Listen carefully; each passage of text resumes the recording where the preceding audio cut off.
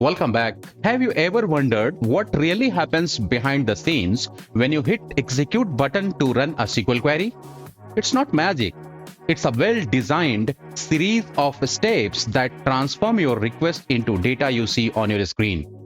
In today's video, we are diving deep into the journey of SQL query, from parsing and syntax checks to binding and optimization to actual execution and result formatting. We will uncover each stage that ensures your query delivers accurate results efficiently. Whether you are a developer, a DBA, or just curious, stick around us. We are going to demystify this fascinating process and share tips to fine-tune your queries for maximum performance. I have already written one query for you. The query basically retrieves some data from a table called residents. And this has got a where clause wherein we are trying to say that if resident names anything like in between resident's name, if the character K occurs anytime, then it should display. And then I'm telling order by resident name and in descending order. Make sense? So you know that whenever you want to execute a query, you just write down the query and go and hit the selected the correct database here, and then you are hitting the execute button. The moment you execute the button, then you see that your result sets get displayed. In today's video, we are going to talk about the journey from this to this. There are lots of things happening in between. Make sense? So let's go and see things first, and then I'll try to show you it again. So when you hit the execute button in SQL query, what happens? It goes through different steps. The first step is parsing. Second is binding. The third is optimization. Fourth is execution. Fifth is result formatting. And the sixth step is display. So the whole process that you saw when you hit the button and you saw the result that goes through these 6 steps. Let's go and explore these steps one by one. Talking about the query parsing. What happens when query parsing takes place? The first step. This basically when the query parsing happens, the text is sent to SQL Server Engine. The SQL Server Engine is the crucial component that query is sent, text is sent to, and then SQL Server parser comes in and then it checks for the syntax. Maybe you have written something wrong there, so the syntax is checked there, right? And if there is any syntax error, this engine throws an error and execution stops right there.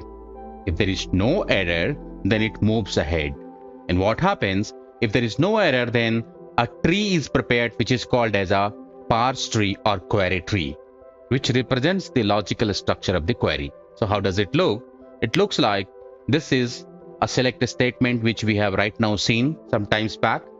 So when we execute this, if syntax error any, like say you have written some spelling mistakes like L-I-K-E-E, instead of like you have written like-e, double E, so that is a syntactical mistake. So anything like that, if there is nothing like that, then a parse tree or a query tree is prepared.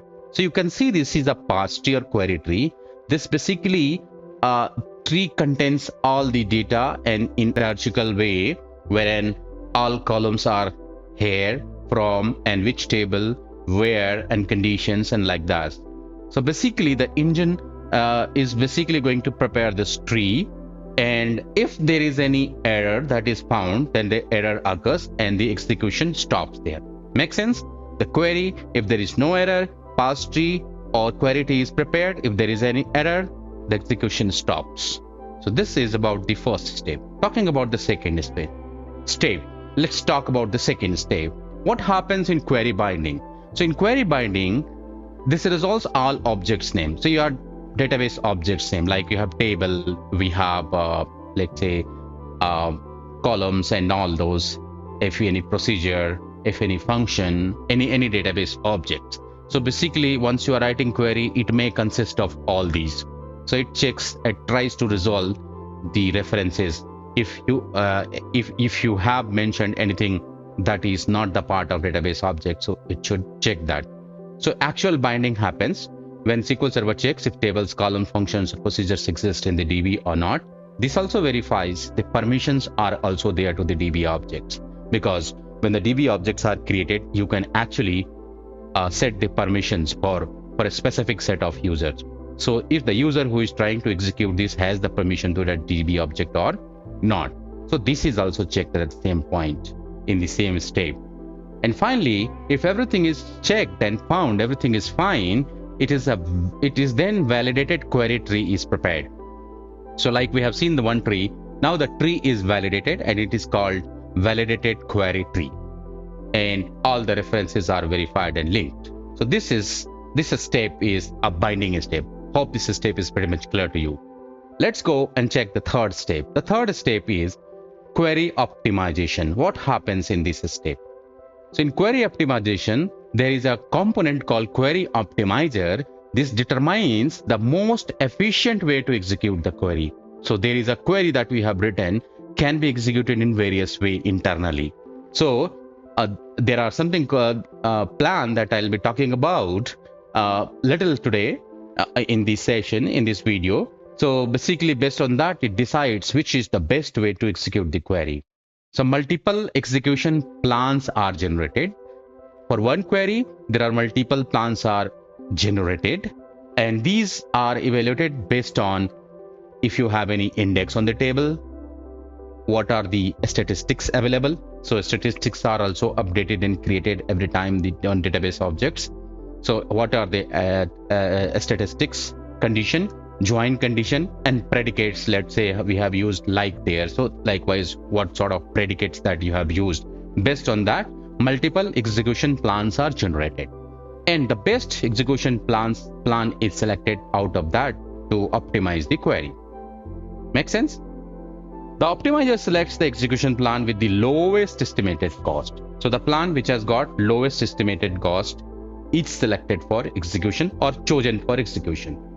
And as a result, a query execution plan is finalized, which will be executed to produce data which you will receive further.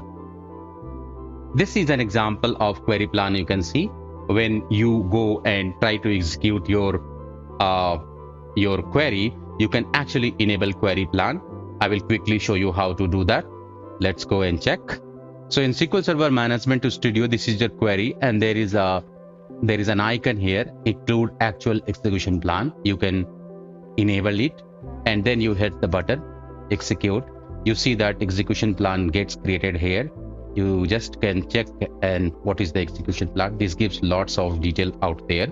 So physical operations, logical operations. This discussion on all these is beyond the scope of this video, but I am going to take it up in my future SQL performance tuning videos, and I will explain each and everything out there. But just for now, optimizer chooses this one of the best plans which has got less cost and try to execute. That is something that we need to understand here. Make sense? So we have seen that how execution plan is created and then to be used there. Let's go and explore step number 4. This is called query execution. SQL Server Execution Engine executes the query. So in previous step, we have seen that best query plan has been selected. So the query is executed step by step, and the data is retrieved or manipulated or based on the query type. Let's say if you have data to manipulate, data to update, you have select, insert, or update. Based on that, every activity is done. And physical operations like table scans, index, seeks, joins, aggregations are performed. So you have seen index seeks are the operations which help us seeking the data based on indices or based indexes. So these all things are done in this step. And the major two components in this step are storage engine and query processor. Storage engine is the one which fetches data from the disk or memory, and query processor is the one which coordinates the execution of the query plan. Make sense? This is step number 4. Quickly go to step number 5. This is called data retrieval and formatting. These results are retrieved and prepared for presentation. So presentation is what? I mean, you want to see the data, right? The data is going to be presented. So data may be sorted here. Let's say if you have any order by clause, any group by clause and anything, that data is sorted and grouped by. Those things are done in step number 5. And these results are sent to SSMS, SQL Server Management Studio, in tabular format and as a record set, that is in the form of rows and columns. This is a step number 5. And finally, step number 6 is display step. SQL Server Management Studio receives the result set from the previous step, and then it displays to the grid or index format. So whatever format that you choose to display the data into, that format the data is displayed, right? Or if you have any message, like you might have seen some messages there. If your query executes successfully, then it says that query executed successfully. If you have any issue, then the warnings are displayed. So let's see and check these things out there. And finally, your data is displayed. And there are two major things being done during this all process is caching, which is done by SQL Server. So caching is nothing but SQL Server uses for frequently executed queries. So this caches there, and the query planes are also cached, so that second time once it is to be used, it is taken from the cache only. So every time this actually makes the execution faster. And if you are talking about parallel execution, if you have large query, SQL Server may split the work across multiple processes to speed up the execution, right? I'm going to show you the display now in SQL Server Management Studio. So let's go and see there. Back in SQL Server Management Studio, if you are executing this gets executed. This is a display part. Along with this, if you see the messages, 89 rows affected, 1 row affected, completion time, these things are also the part of display. If you are making some mistake like double E or something, and if you are hitting the button, this is a syntax check, which is the first step.